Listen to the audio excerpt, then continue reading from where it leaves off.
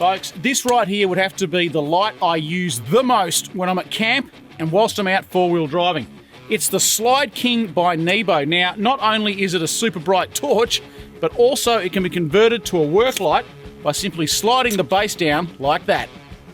The Slyde King from NEBO is perfect to have in your four-wheel drive toolkit. It has 4 light modes as a normal flashlight and puts out 500 lumens to 37 meters. But it also doubles as a work light for when you need a wider spread of light for working on your vehicle or even for just around the campsite. It even has a red light, which is great for not ruining your night vision if you need to get up in the middle of the night. Now, what I also love about these bad boys is that they are USB rechargeable, meaning it is so easy to keep them charged.